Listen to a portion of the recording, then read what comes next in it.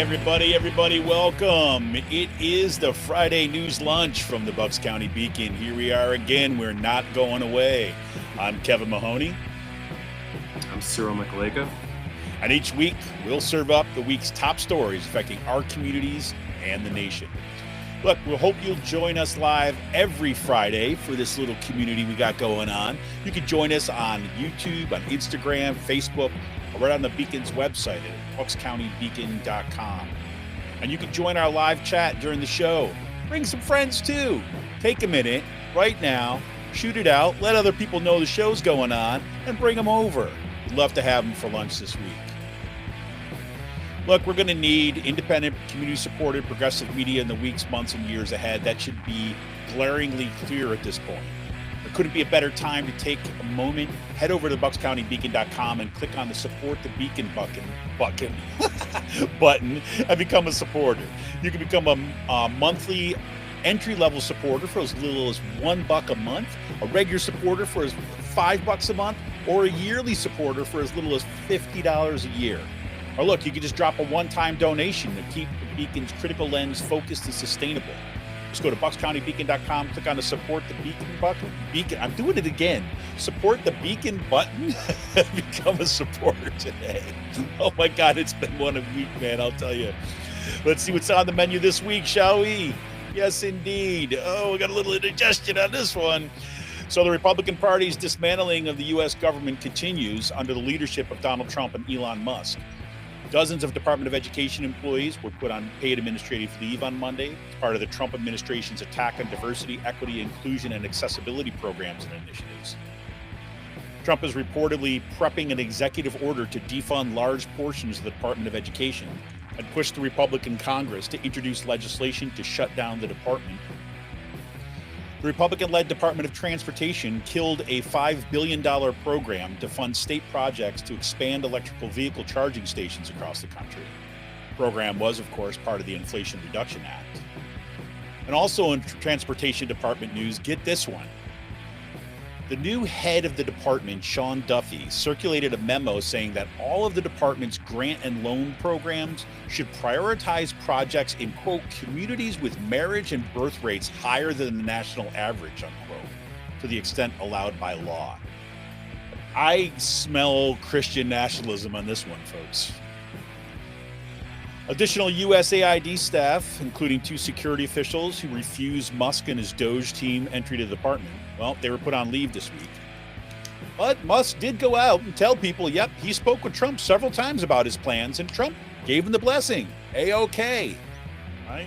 So again, let's be clear. Let's get around this. There is not a separation between Musk and Trump. Jesus.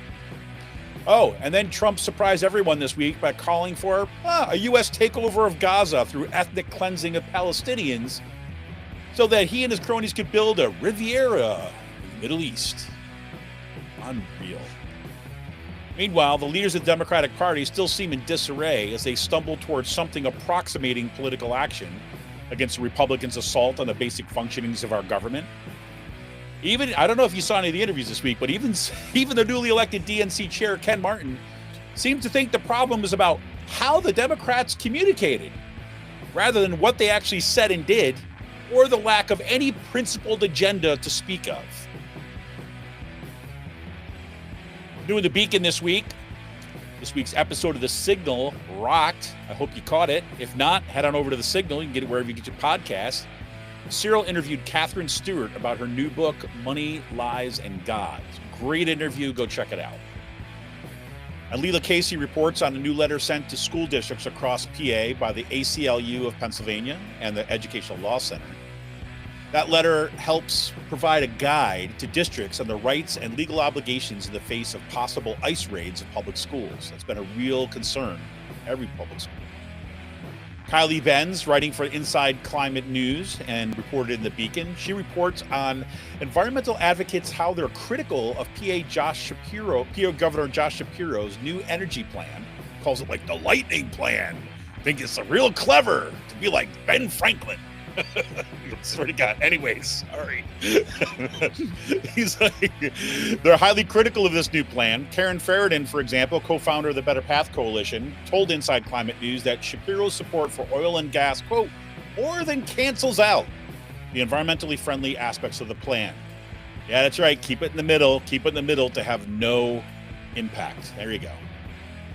And Colin Kohlhaas covers a new report from the Public Religion Resource Institute showing that while Christian nationalism may be on the rise in the Republican Party, 53% of Republicans identify as adherents or sympathizers to Christian nationalism.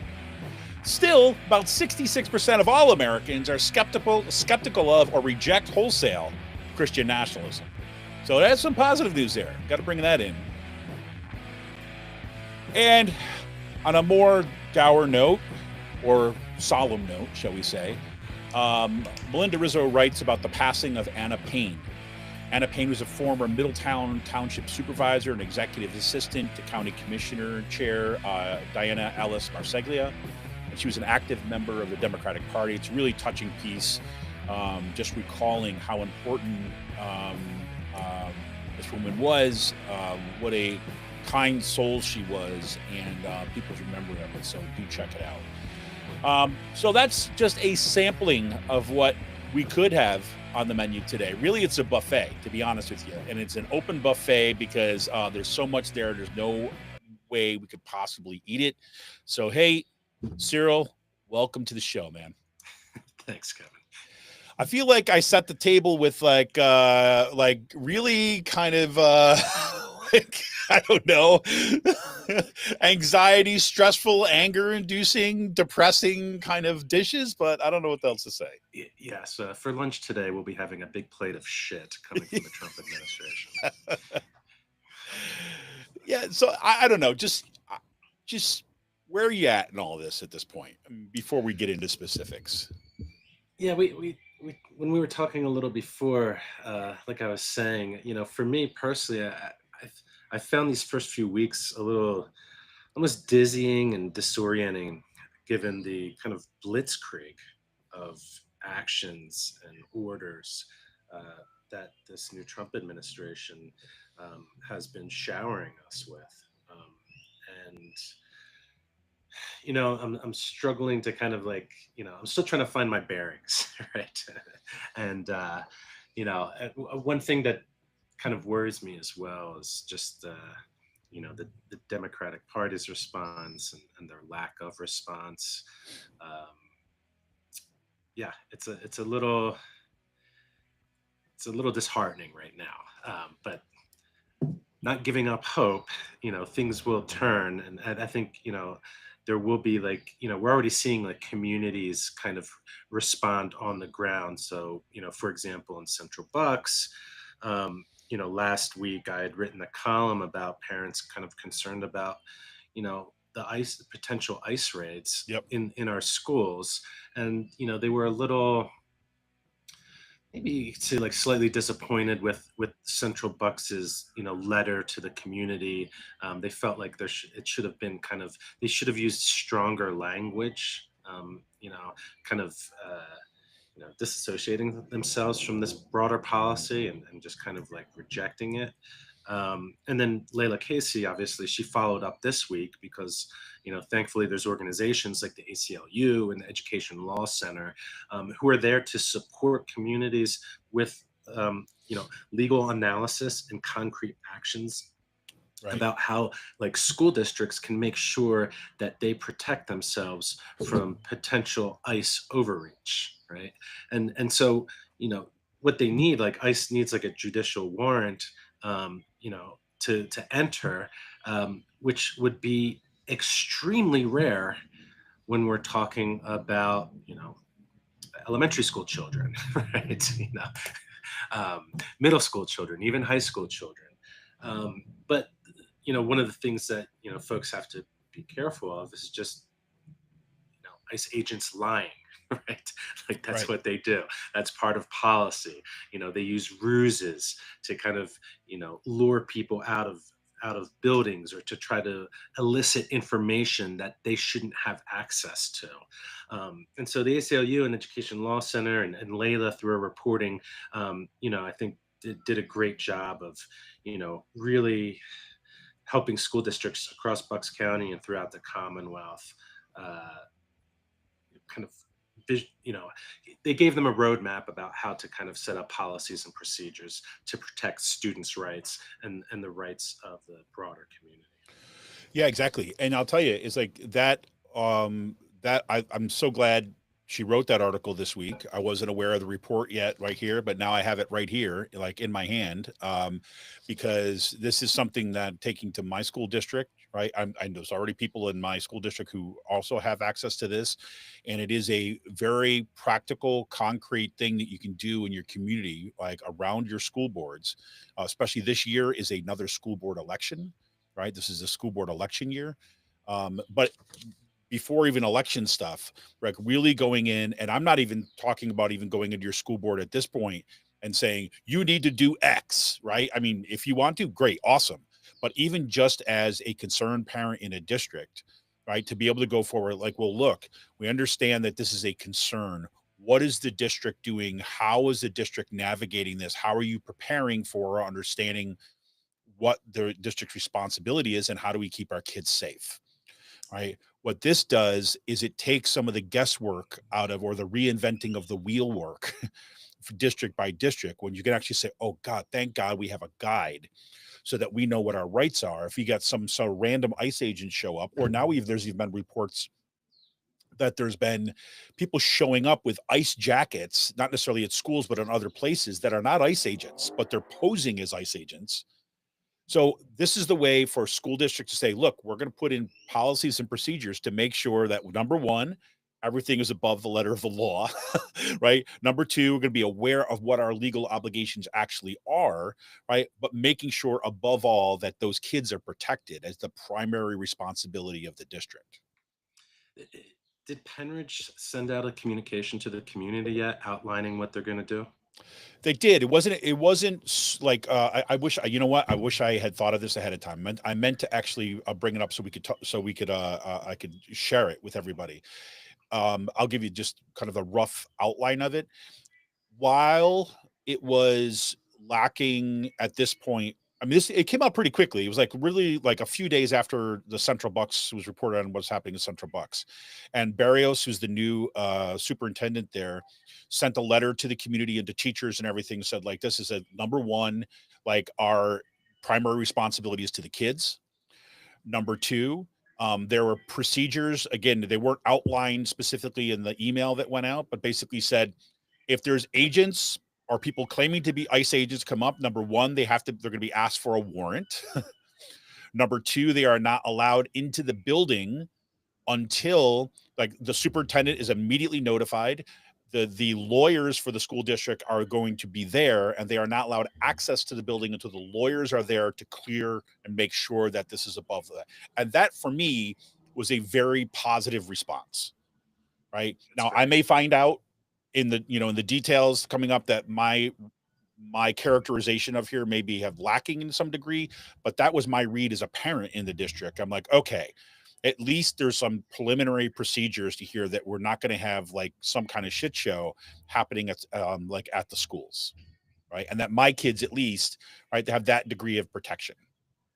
I can tell you this, I'm not going to tell you who this is, but I was at my daughter's concert the other night, and I'm going to try not to tear up on this one, but some of our people we know, for, like in the district, and parents of people, of other kids in the district, were telling me that they were making copies of their passports so that they could put it in their backpacks in case ICE showed up. Yeah, it's awful. And we're talking about young kids. Yeah, And this is what parents are having to do right now. and I think that's this is what the administration wants: fear Yes. throughout the communities, right? To disorient and unsettle people. Cyril, can you do your mic? I mean, I'm not sure. That was, I couldn't hear you very well on that one. I just want to make sure that people are Okay. hearing you. Yeah, I was just There saying you that go. That's better. that's I think that is what the Trump administration wants, is to kind of rule through fear. right? To keep people unsettled, disoriented, distrustful, and unfortunately, they're doing a good job so far. Yeah, yeah, and it's yeah, it's that kind of moment. It's that kind of moment certainly. Um, but yeah, so I mean, look, we're going to need more things like this. We're going to need more tools like we see coming from the ACLU and the Education Law Center to make sure that we're doing the nitty gritty. I do think, to go back to the point you were making at the beginning, is the disappointment with the Democratic Party leadership, at least at the national level, in terms of what we're seeing, has been, I think, has been a historic failure to meet the moment. And they're stumbling towards something of this. Good news is, in local communities, that people are standing up. We see that there was significant rallies and protests out in LA, right? Kind of protecting of immigrants. That was fantastic. We saw a national day of protest, these pop-up protests, the 50-51 protests, which were, again, in many ways, were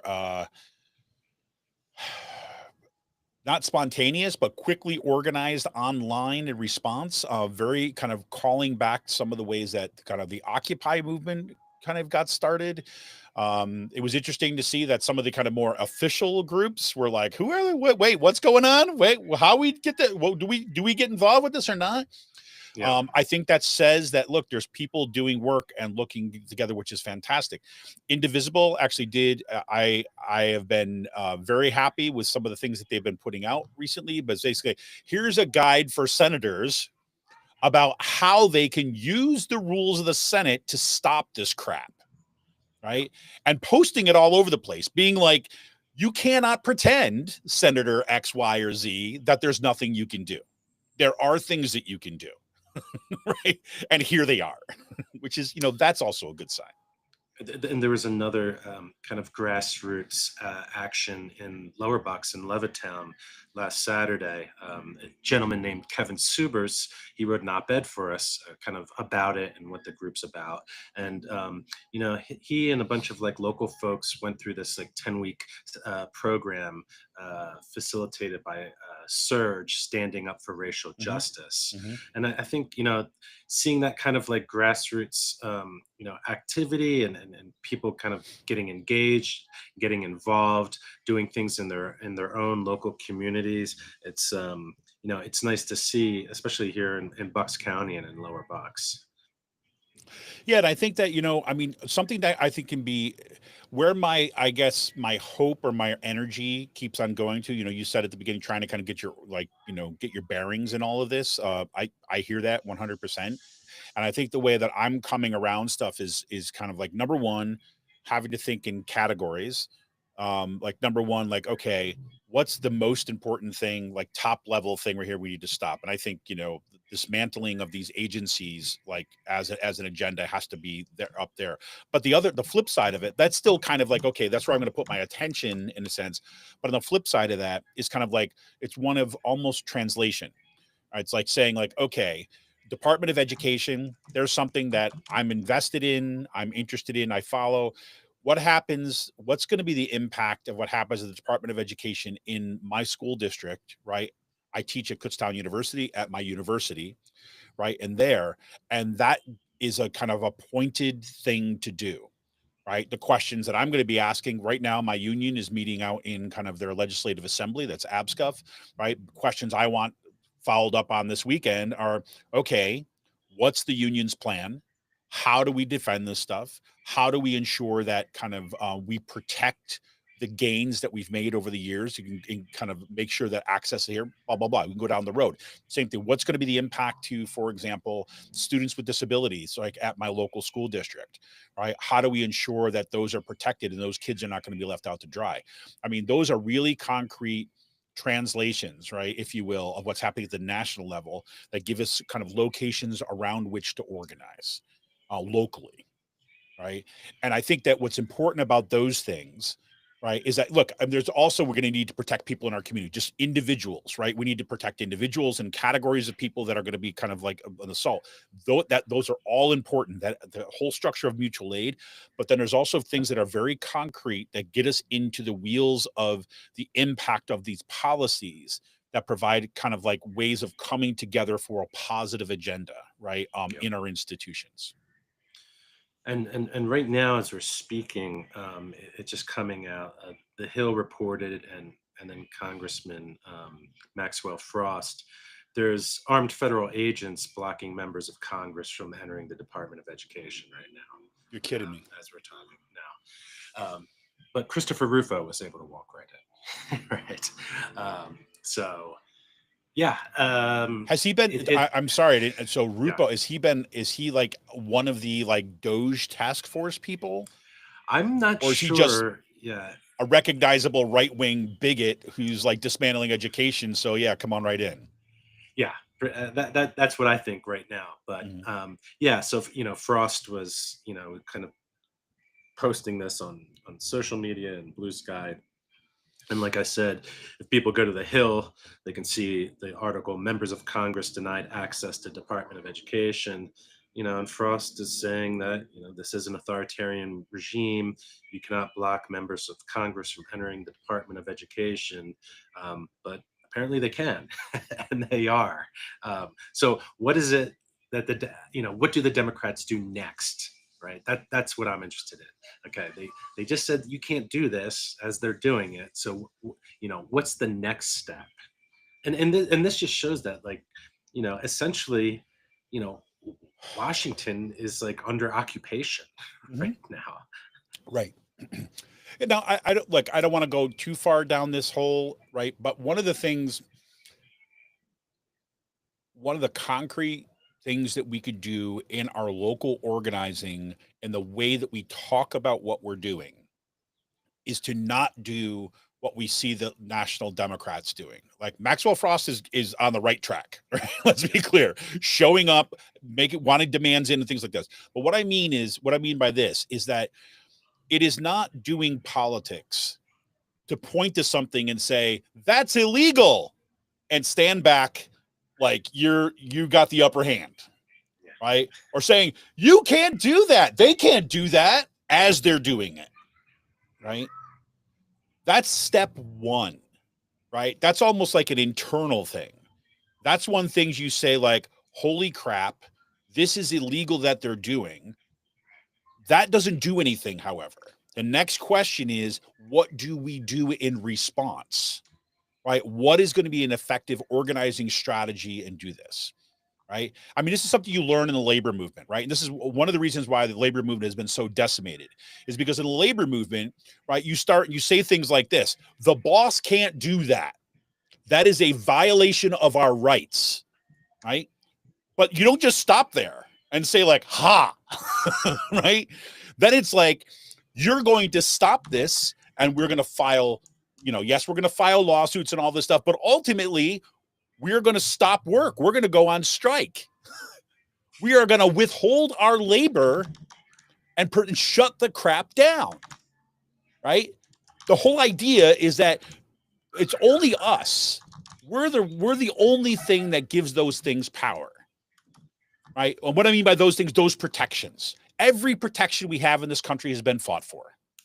Every protection that we have in this country has been the result of social movements, of everyday people saying, you can't do that, and we're going to make you stop. Right. And so, again, this is why I say, like, this idea about translation, we guys translating things into what we can do kind of locally, and it's kind of like, and start to make noise and enact policy and find our allies. So anyways, I don't want to go too far afield on that, because this is going to be an ongoing discussion, I think. Absolutely. So are there, yeah. I mean, I know you just said this just broke. This news is just breaking, but is there like a significant presence there, or is it just one or two?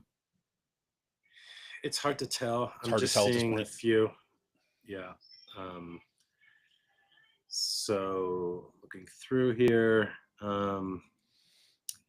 yeah, there's not many more details as of yet. Okay. But this will be something that we keep an eye on. And I'm interested to know what Congressman Fitzpatrick thinks about Yeah, this. well, exactly. This is one of the things that, well, here, this is real quick. Jeff Shartlett, just who you've interviewed before on the Signal, he just posted on Blue Sky. It was just kind of like, here, if you're a journalist, right in here, it's time for journalists to catch ourselves when we use the term dubious, right? As in, this dubious legal authority. It's like, no, our job is to find out, and if it's illegal, call it that, right? Yeah. Like, language is going to matter here too as well moving forward, but.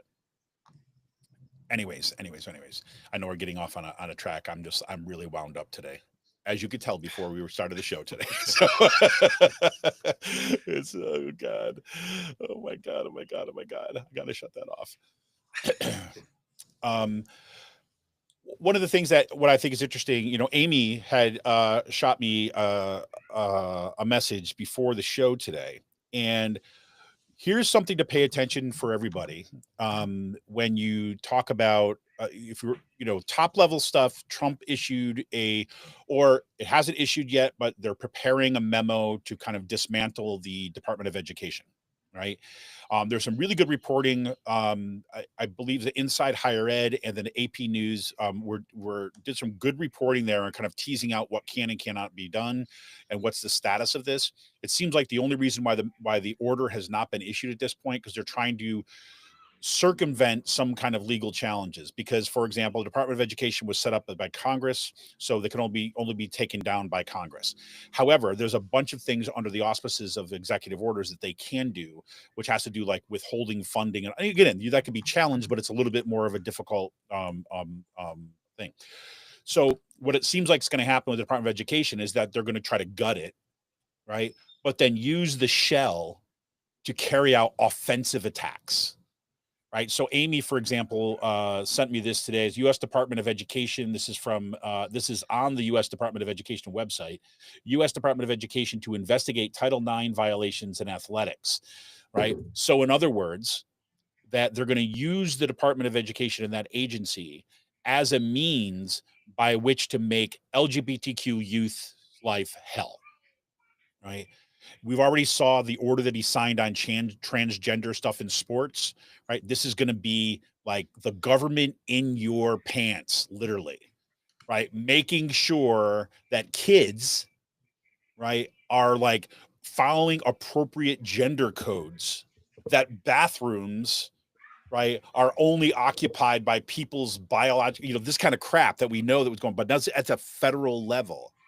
So it looks like there's some other instances of this too as well, where it looks like they're going to use the shell of the organization as a way to help foster like these agendas, like whether getting rid of like accommodations for people with disabilities, whether it's making sure that public schools are encouraging charter schools and voucher programs and things like this. They're going to use it as leverage, and that's really important to know, right? So that it's not like either or, on off. It's like how they're going to use these agencies in order to kind of make our own lives in our backyards hell. So yeah. Lots of fun, Cyril. Lots of fun. It's just never ending. Never ending. Yeah, the other thing I just wanted, I even tagged these things too as well. So you know what? Is it because we're talking about this stuff is like what we're not focusing on, right? And this is, I mean, I don't know there's a way around this, but we're not focusing on, for example, a new scientific report just came out that these cracks in the kind of Greenland's glaciers are wider and moving more quickly than they had expected, right? Because we know that the impact is going to be. And then, of course, that is directly connected to Trump shutting down the kind of building of more charging stations for electric vehicles, right? The opening up of more land. There was just a report that came out too about how they're kind of going to redistrict some federal protected areas so that they could drill more, bring more fossil fuels online, which is going to exacerbate the climate crisis. I mean, lots of stuff like that is just like unable to kind of get any attention in any meaningful way because of this onslaught, which is again what it's designed to do. Where was that article? Where did you do that? So, yep. Hold on, let me pull it up. Just gotta bring it. It's not in the notes. I had it in Okay. my because I don't know, like what would I would we even be able to talk about this given how much is going on? So it is okay. This is just the here. I'll put this in our. I'll just put that in our chat, right? So this is live science, right? New report kind of coming out there. Things like that, you know. Great, it's great. All right, what do you want to talk about, Cyril? Jeez. I got to stop myself, otherwise it's going to be one long rant. Well, how about let's go a little off track for a second here. Go. What magazines are you reading or podcasts are you listening to? Excellent. To kind of Yeah, I actually Anand Giridharadas, he's got a Substack called The Ink, and I really love his analysis. He's been doing these. He's I think one of the best communicators that are out there right now, kind of like on the progressive side of things. People may have seen him. He's on Morning Joe a lot as the kind of like the one guy from the left who's manages to kind of be palatable or something like this. So that's really good because he does, and he brings on like he had I'm forget it's like was it Ruth Ben-Giat? Is that her name? She does the reporting on kind of authoritarianism. They do a weekly just kind of live discussion, like I think it's on Mondays, about kind of walking through the experience of authoritarianism and stuff like this. And he has on other guests, and plus there's great articles and things. The Majority Report is something that I'm always watching and listening to with Sam Cedar. It's just fantastic. Um, um, uh, yeah, a bunch of other stuff, kind of random things. Those are really good. And you know what? I'm actually listening to. I'm listening to some books, right? Like audiobooks when I'm commuting back and forth. Heather Cox Richardson's book is something that I'm currently listening to, just kind of as backstory. She's a historian, kind of looks at the kind of challenges of the kind of de-democratification, if you will, like about the her book. I think it's called Democracy Awakens or something like this, but it's really good. So that's really good. Magazines, The American Prospect, without a doubt, is something I'm always going to. In These Times is a magazine that I always read. Labor Notes, we're looking at actually what kind of movements are happening and within the labor movement on a daily basis. That's kind of good. And look, I'm also like listening to a bunch of like Dungeon and Dragons, like live play things, right? Because especially those ones that are kind of grappling with issues of uh, uh, not like as like the only thing they talk about, but like of race and difficulty and challenges and authoritarianism, like really good stuff like the Dungeon Run. I'm watching the end of Critical Role. The Three Black Halflings is a great kind of like D&D kind of podcast. Still things like that. I mean, like a bunch of stuff. What do you got on yours? Yeah, one podcast that I really like that I've been listening to, it is from the New Republic. It's called The Daily Blast with Greg Sargent. And so every day he's kind of like really, you know, unpacking with guests, what's the latest thing that the Trump administration is doing, why it matters, what you can do about it. So that's really good. I like Doug Henwood's podcast, Behind the News. He has two guests come on once a week to talk about various subjects. This week he has Kristen Dumais, who we interviewed, on the Signal, to talk about Christian nationalism, and Jennifer Middlestat on Trump and the sovereigntists. So that's something. I haven't listened to this week's episode yet. It just came out last night. But those are two great podcasts. Another one is called The Dig. Oh, by it's great. Daniel Denver. Yeah, I he used think to, from Jacobin. Philly, from Philly. Yeah, Yeah, yeah. I think he was a reporter at the City Paper yeah, when that was still around. God, I wish we still had like those all weekly I papers know. because they really did a lot of great reporting. To complement. I think as far as daily newspapers go, we're pretty lucky to have the Philadelphia Inquirer, but still, the journalism scene in Philly was so much more robust. When we had the City Paper and even like the Philly Weekly as well. Yeah, 100%. And of course, we got to add the Beacon, of course, to this, right? I mean, like, um, but here's like one of the challenges. Like, like I know people get sick of like requests for subscriptions and support and things like this, but I want to just give you an example of why, again, why I've thrown my hat in to like be here with the Beacon to help build this, to help support this platform, is because like like, for example, I was just looking at another one that I like Mehdi Unfiltered, like Mehdi Hassan's podcast is great.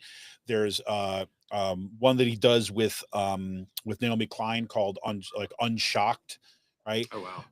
Which is phenomenal. However, in both of those instances, right, they're paywalled to a certain degree, right? Mhm. So they'll give a free episode here, but the rest of them you have to subscribe. The Ink, which I mentioned right at the thing, is like you get a lot of the kind of articles and discussions for free. You could watch if you were able to watch the live stream of their discussions, you could watch it. But if you want to watch it afterwards, then you got to subscribe. And that's costly, right? I mean, a very practical level is like, in order to kind of get access to that kind of world, it's like you're doing this on an individual basis.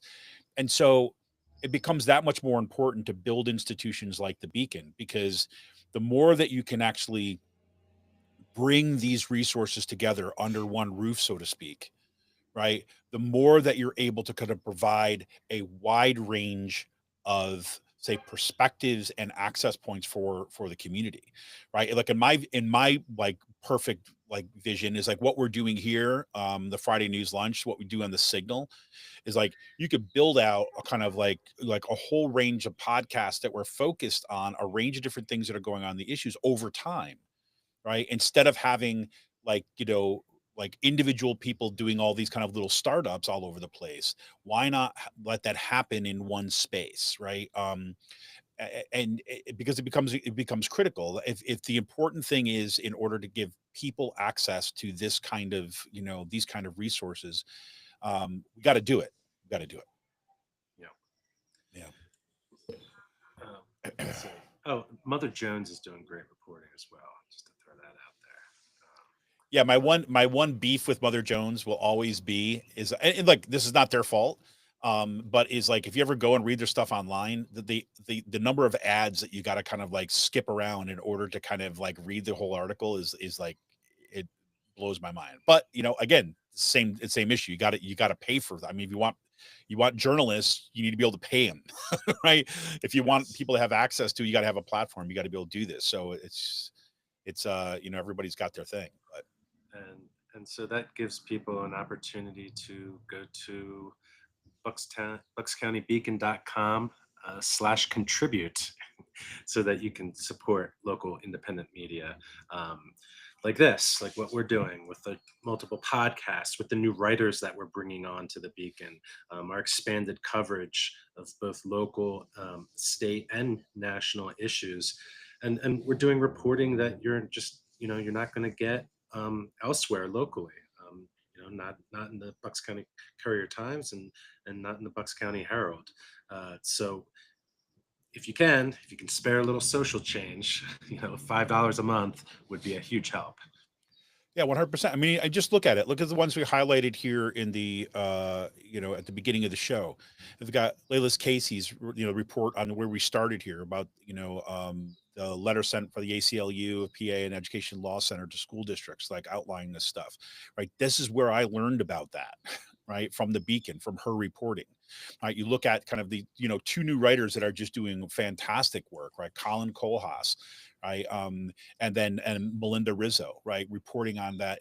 I like, again, I this is one of the one of the things that I find so important to be continue to be kind of part of this of this community here in Bucks County, right? Is that fact like Melinda Rizzo reporting on the passing of Anna Payne. I had no idea who Anna Payne was, right? And it's because it's like where are the stories? I mean, yeah, if I was inside, a Democratic Party kind of operative or things like this, then I would know who this person was. But as a member of the community, to know that here's somebody who like had a dedicated life of like kindness and work, and Anna Payne, and how people are talking about it, and she struggled through a whole bunch of illnesses, right, in order to keep on doing this work.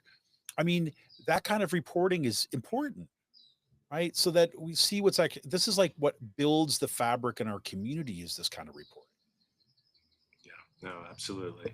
Um, and just to tease out the podcast, the other my podcast, The Signal, that you produce and help edit and help me produce and edit. We get some great guests coming on. I'm going to talk with Karen Downer, um, who was the outgoing president of the local chapter of the NAACP. About her life. In Bucks County. What it was like when she was a young child before the civil rights era, right? In Bucks.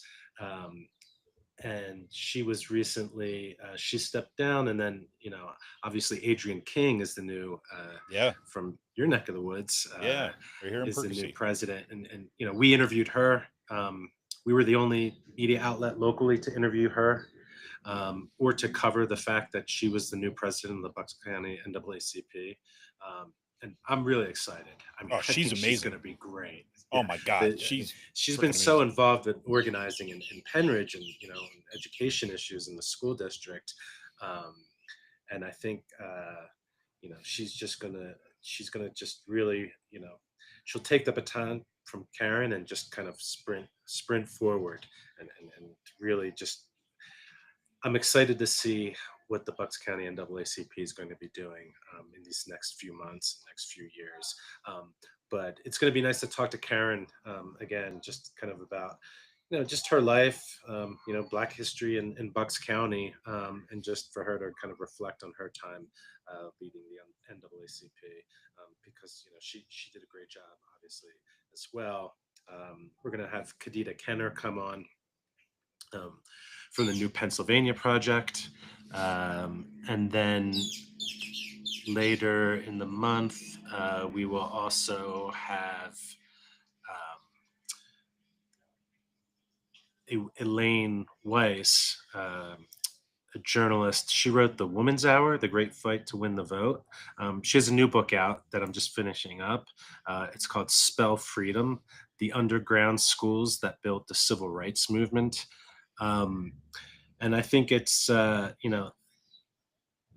the timing of this book couldn't be better, right? Because I think we're going to be finding ourselves in a similar situation.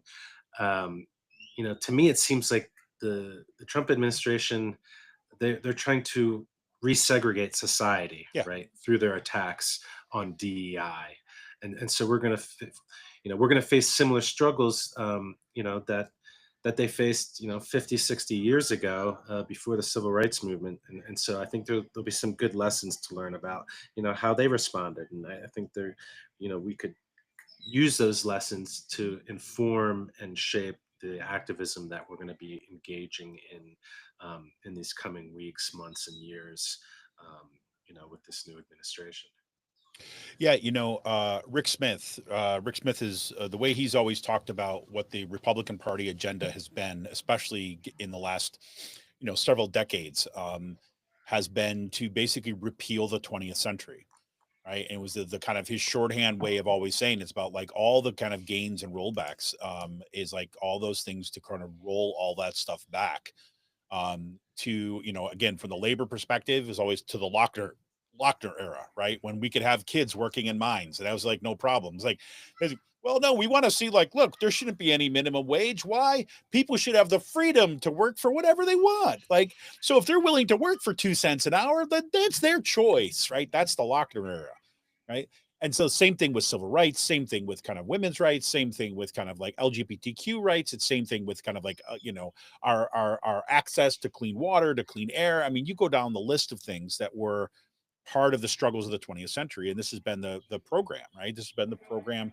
I mean, you start reading, you go through, some of the histories of the right wing movement, where so much of what we're seeing right now has been literally an almost centuries long fight against the achievements of the New Deal and the money, like the money chain, right? I mean, if you follow the money, it goes back to that.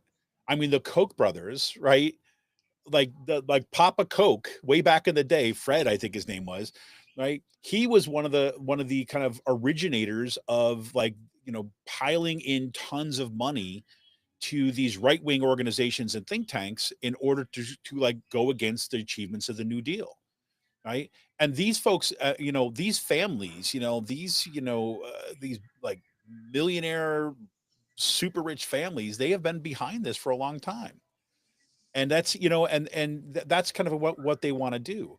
So it's like, you start thinking about rolling back the 20th century is like, yeah, well, where do we go to make sure that we we are learning our lessons, to make sure that we're prepared to kind of both defend and advance, right, those achievements. But Yeah, you bringing up child labor, that just reminded me of a recent newsletter post by Alice Driver. She's a journalist. She wrote The Life and Death of the American Worker, the immigrants taking on America's largest meatpacking company, which came out late last year. But on her Substack, um, she had a recent post called "Make Child Labor Great Again," and she talks about, she's from Arkansas, and she talks about how in Arkansas between 2020 and 2023, child labor increased 266%. And part of this was because, and then Arkansas Governor Sarah Huckabee Sanders, she passed this Youth Hiring Act, which right. under this act, Arkansas no longer verifies the age of children under 16 who take a job. So there it is in real time. They are, rolling back the 20th century. Right. And here it is. Like, that's a great example of, and once you kind of get into the context of that too, as well, is like, well, who is it that needs child labor in Arkansas? It's meatpacking plants, right? It's some of these agricultural kind of plants, right? That are already like, have a significant amount of immigrant labor that is running those things, right? If you remember back during COVID and the shutdowns, some of those meatpacking plants forced workers to continue working and without providing any kind of protections, like against COVID. And the reason why they were able to do that for so long was because a lot of those folks were immigrants, right? And probably a good portion, not a good portion, but a portion of them were undocumented, right? And so what that is already suppresses the cost of labor for the company, right? And makes workers' life precarious.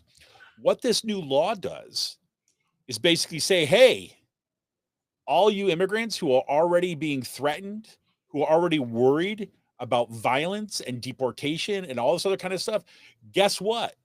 Your kids can now work here too. And if you look at the history of, Fast Food Nation, right? For example, I don't know if you remember that book. That came out like a while ago. Slosser? Yeah, Eric Slosser? Schlosser, Okay. right? Fast Food Nation, and there's a couple chapters in there on the meatpacking plants and the kind of injuries that happen in meatpacking plants.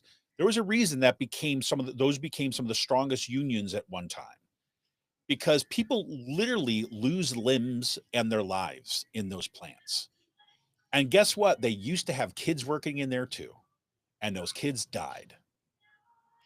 And the only reason why that's not the case right now is because of organizing and labor unions, and that communities fight back against that stuff. And what is systematically happening in Arkansas and other places, trying to roll that back.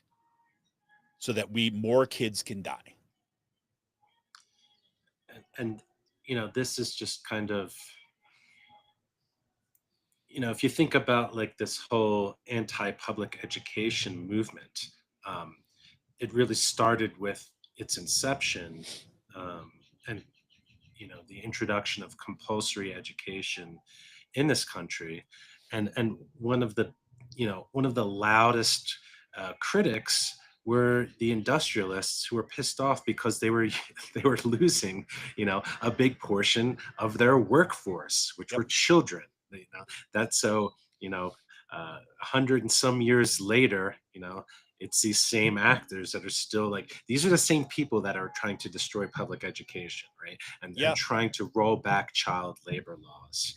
It hasn't changed, right, for over 100 years. And in many cases, just as you said, it's not even like just like the same category of people. It's the same freaking family Hmm. that has maintained their wealth and wants more. I mean, Betsy DeVos. I mean, these are billionaires. I mean, to want to destroy public education, like she's just been out kind of all over the news right now that she's out, former Trump kind of education secretary, kind of calling for kind of dismantling and shutting down the Department of Education. So she's out there with her billions of dollars, shooting her mouth off, selling her Amway products on the side. It's like, I mean, these are the same people, and this is, I don't know what it's going to take to start like getting our head around of like, there are real bad people here who are only interested in power. And we are their tools to maintain their power and wealth. That is it. And they do not care about us. They have never cared about us. They have systematically built institutions to hurt us. And there's no nice way of saying that. There's no like both sides of like saying that. It is what it is. Right. And that's part of, go ahead. Sorry. I was gonna say, to stick our heads in the sand and to like pretend that we're all in this together. We are not. And that should be 100% clear. And yes, the billionaires have their brown shirts. They do. But I mean, if we cannot talk about what Elon Musk is doing right now in this framework of the few hurting us, then we've lost our capacity of having any critical language at all. And this is something that you're talking about, like the billionaires and kind of like building institutions to kind of oppose democracy. Right. This is something that Catherine Stewart just really dives into and digs into in her new book, Yes. Money, Lies, and God: Inside the Movement to Destroy American Democracy, which comes out on the 18th. I want to urge people to just go to your local bookstore, Doylestown Bookshop or Newtown Bookshop, and go ahead and just order it, because she really kind of she names names and just goes into the history and talks about like the institutions and the different coalitions that these different actors are making between like maybe like the more traditionalist, like libertarian, free market fundamentalists like the Koch brothers, and the Christian right. And if you look at the last 15 years, they've been really successful, right? I mean, their movement has grown, and they've captured Washington, D.C., and now they're actually, they have armed guards keeping people out of the Department of Education, Right. right? So this is where we're at. And again, like, this is just to make another pitch. Like, this is why you need to support independent media, right? And independent institutions, like the Bucks County Beacon, and other outlets like it, across the state or wherever you're listening from. Yeah, 100%. I'm thinking about, Timothy Snyder's like book on tyranny, which was published, I think it was 2017, like after 2016 elections. Is really, really useful. It's cheap. right? It's a short little book, right? I keep on buying copies of it and kind of handing it out to people after I talk with them about it, because they're like, "Oh man, I really like to see that." I'm like, "Well, here you go."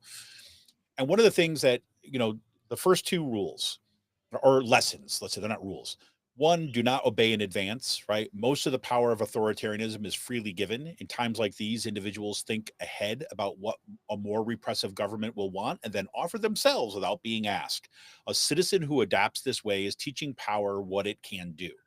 It's also true for political parties. It's also true for you don't assent in advance in institutions. And the second one is just as important. It says it is a defend institutions. It is in institutions that help us preserve decency. They need our help as well. We do not speak of our institutions unless you make them yours by acting on their behalf. Institutions do not protect themselves, so choose an institution you care about and take its side. And I bring that up in relation to what you just said for a couple of reasons. It's like, one, that do not obey in advance is like that, whole idea is like we cannot try to guess what's going to happen in order to figure out. But the second part, one, yes, got to defend institutions like this, like the Bucks County Beacon, right? Choose one and do this. The second one is also in terms of our daily practices. And I know this gets down into like nitty gritty, but Cyril just kind of like said, okay, look, go out and pre-order Catherine Stewart's book, right? One of the things that we've been trained to do is that we want to go order a book. We want to order some soap. We want to order like this. It's just go to Amazon, go to Amazon, go to Amazon, right? It's time to like decommodify that, right? Get us away from those kind of habits. And changing your habits takes time. And you actually feel it, right? It actually gets frustrating to do. But here's like a concrete thing. When you go, say you want to order it online, you say, I can't go to the bookstore. I don't have the time. You go to bookshop.org, right? And they support local bookstores and you choose the bookstore that you want to support. So anytime that you order a book, wean yourself off Amazon and go to bookshop.org and choose the local bookstore. Mine is set to the Doylestown bookstore, right? But there might be a bookstore in your community that's even closer that you want to kind of support. That's where you should get if you're going to get it online if you can't get there in person. I mean, things like that. I mean, believe me, it's like I recognize that difficulty, that kind of weaning ourselves off of this idea about like instant convenience, right? For example, stopping for coffee. Instead of going to Starbucks, right? I'm gonna go, guess what? Like like Adrian King and Dante King, right? The new chair of the NAACP that Cyril was talking about. They own a kind of like a little cafe right here in Percy, right? So Fresh, So Green Cafe. They have coffee there, right? And I'll tell you, it's better than Starbucks, right? But they also have a bunch of stuff, and you're putting your dollars there as opposed to Starbucks, right? It's about retraining our habits, about retraining some of that stuff to a certain degree. And those things by themselves, look, are not going to change everything, but that's part of the conversation, right? That's part of the conversation about where we're going to put our energies, because it's not just our dollars as consumers, it's our attention as citizens and community members is really what matters. So Well, looks like we're up on the hour. yeah, dude, and I've worn out my soapbox today, I think. Sorry, man. I'm sorry. I'm just like, this is one of these days for me. Yeah, no, but what you just said is just spot on. Just making these little changes. Yeah, it's those habits, and I think that, there's this book. I'll say this one more thing before we get rolling, but there's this point I was making earlier on. There's this woman, her name's Amori Starr, and she wrote a lot of stuff after like the global justice movement and so on. She's got this great book called Naming the Enemy. And one of the things that she says, it's so critical and so important for social movements to understand and movements to understand is you cannot just kind of point to the problem. You have to name the enemy, right? You can't just say capitalism, right? Because capitalism doesn't have a face. Capitalism doesn't make the choices. People make the choices. So you have to kind of point to people who are doing that and institutions that are causing the problems. You have to go to and name that thing where you're going to direct your energy. And that's also really good. However, there's a caveat to that that's always on the other side of it. That, I mean, again, it's just not the focus of her book, but it's also then who are we together? So once we name the enemy and we say we need to defend our community, well, who are we in this community? How do we want to be? And this is where the kind of affirmative like assertions start coming from. What is it that we want? And in specifics, what is it that we want together that's going to help bring about that kind of community forward? And those, I think, are those conversations don't cost anything, but they do once again. And I struggle with this too as well. I'll tell you this right off the bat about making space and making time, right, for those conversations, getting out of this other routine and start looking for those points of connections to be able to have those conversations. So I'll leave you with that for today. Cyril, anything else you want to kind of let us know what you got on top? You already talked about what we got coming up on the signal. Anything else coming out in the beacon we should be paying attention to? Yeah, I mean, I would, we're talking about a lot, obviously, about Republicans, but we need to hold Democrats accountable. And so, one of our publishing partners is Inside Climate News, and so they allow us to republish their articles. And there's, like you had mentioned it before, there's a great one by Kylie Benz about Josh Shapiro's new energy plan for Pennsylvania that critics say are betrayal to those on the front lines. And what it does is it just kind of streamlines energy projects. And by energy projects, we're talking about fossil fuel projects in the state of Pennsylvania. And so, while we're also, while we're all focused on like the MAGA GOP and, Elon Musk and, his little band of, racists that he has working for him. Like, did you see in the Wall Street Journal, one of the staffers had to resign only because this publicly came out, right?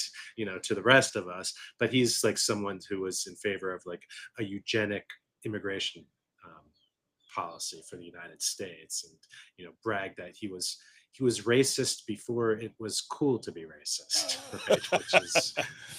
which is what the MAGA movement has done culturally with a lot of young people. But getting back to my point, it's important for us to keep engaging with and pushing the Democratic Party to the left, and reminding them, like, hey, you're supposed to be the party of labor. You're supposed to be the party that's fighting climate change, not exacerbating it. You're supposed to be the party that sticks up for immigrants. Which I'm still waiting for like the local party to kind of like come out with some statements about what's happening with the schools. I know Connor O'Hanlon, who's the Doylestown Dem chair. He's fantastic. He's part of this kind of like new generation of leadership that we really need to kind of support and help grow. Stay involved with the local Democratic Party, but critically engage with them, because left to their own devices, right?